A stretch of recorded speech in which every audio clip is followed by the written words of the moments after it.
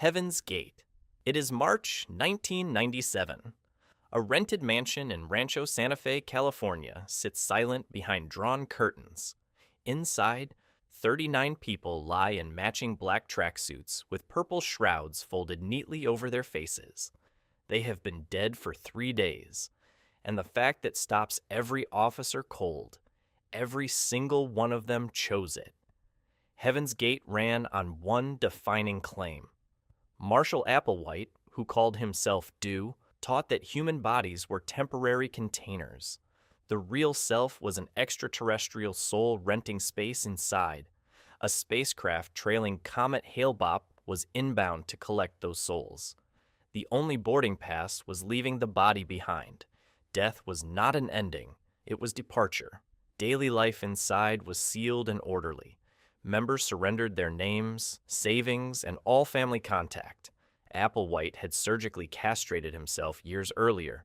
At least 8 male members reportedly did the same. Everyone dressed identically and kept matching haircuts. They ate and slept on a fixed schedule. They ran a web design company called Higher Source that funded the group and gave them internet access. They posted their teachings in early online forums and recruited quietly. They were calm, professional, and patient. They had also been waiting since 1975, when Applewhite and co-founder Bonnie Nettles first predicted imminent departure and nothing arrived. Here is the pivot. When that prophecy dissolved, members scattered. Those who stayed became harder believers.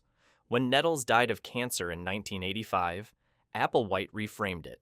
She had crossed first to prepare the next level. Failure became proof. That move, converting missed prophecy into confirmation, is one of the most reliable engines in cult survival.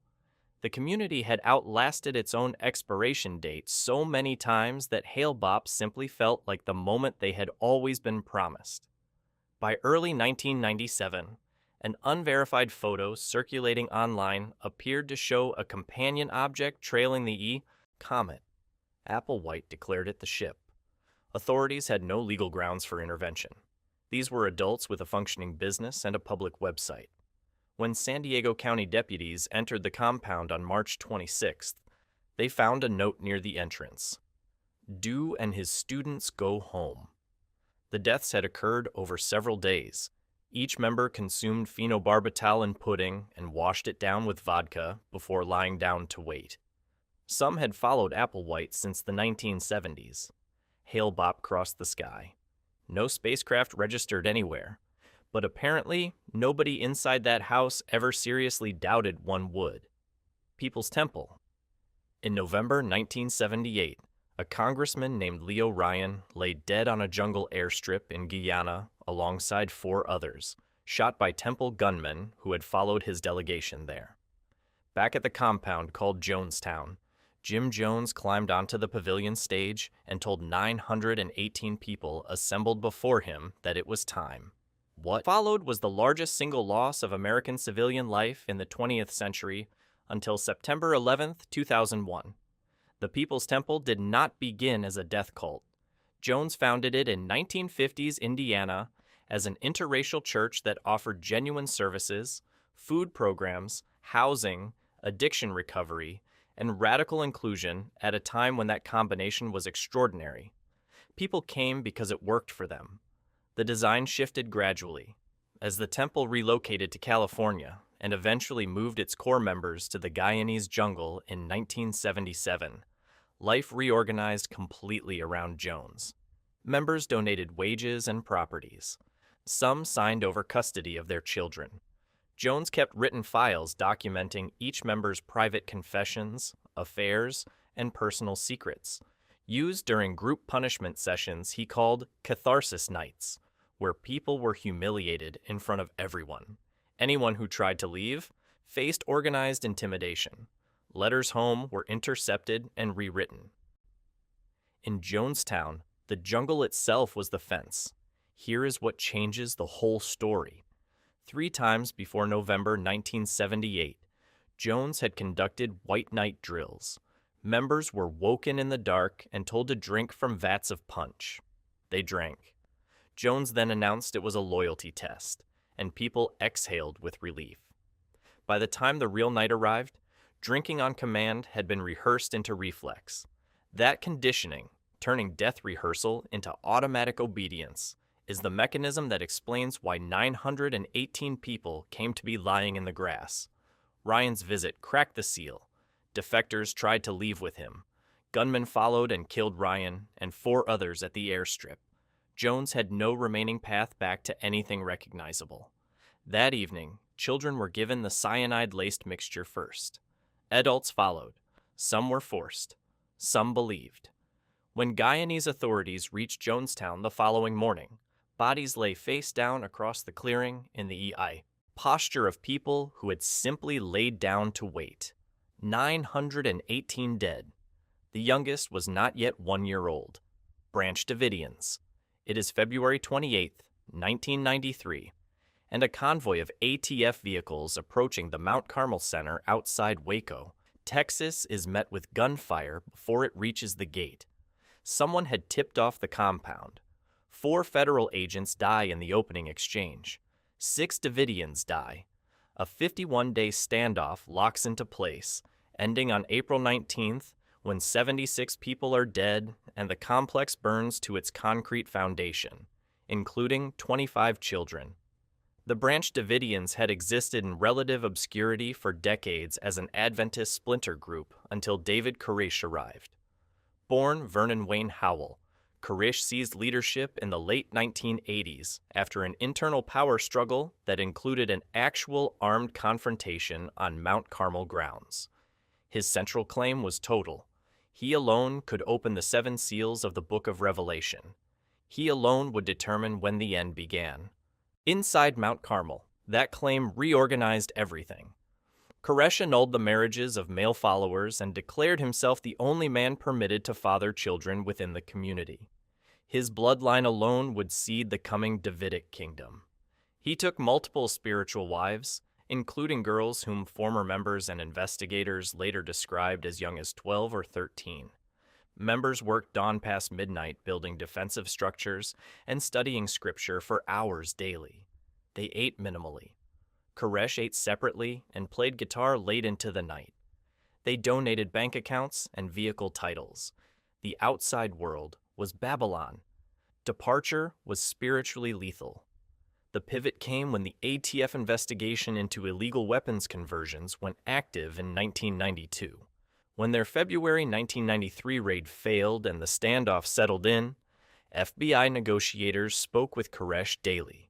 He stalled, announcing he was writing a manuscript unlocking the 7 seals before he would surrender. On April 19th, the FBI inserted tear gas. Fire broke out.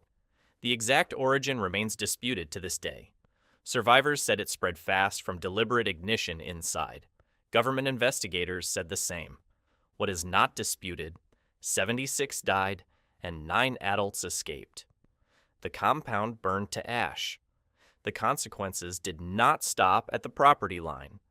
The Waco siege became one of the foundational grievances of the American anti-government movement.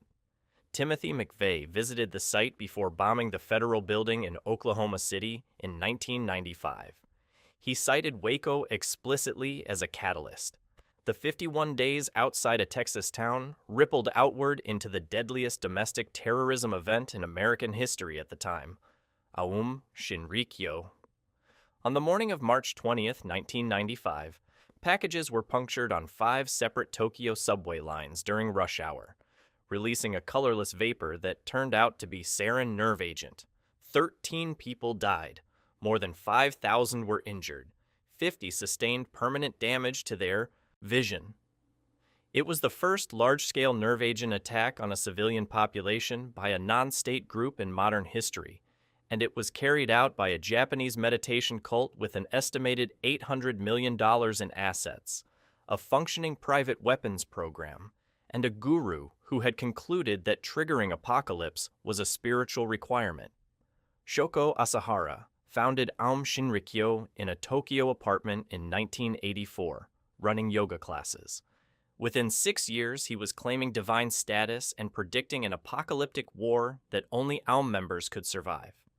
Inside Aum, Daily life was structured to dissolve individual judgment. Members fasted, slept in rotation, and meditated under sensory deprivation.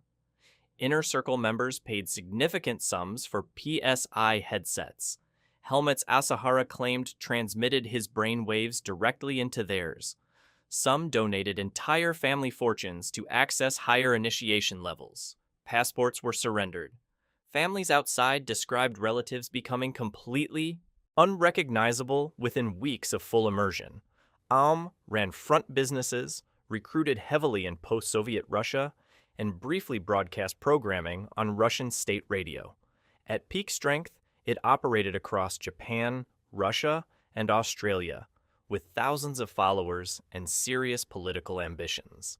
The pivot came in 1990, when Asahara ran candidates for the Japanese parliament and lost every single seat. He reframed the loss as confirmation. Society was irredeemable. The mission shifted from spiritual escape to active apocalypse engineering. The group manufactured sarin at a facility in the Key Mountain Range. They tested biological agents on livestock in Australia. They attempted to purchase a nuclear warhead in Russia. A test attack in Matsumoto in 1994 killed 8 people and went publicly unsolved for months. The subway attack came next. After the raids, police found laboratories, members caged in extended sleep deprivation, and documentation of at least 13 murders. Asahara was arrested, tried, and executed in 2018. The group rebranded as Aleph and continues operating in Japan under active government surveillance, with hundreds of members as of the early 2020s. The sarin program is dismantled. The organizational structure is not.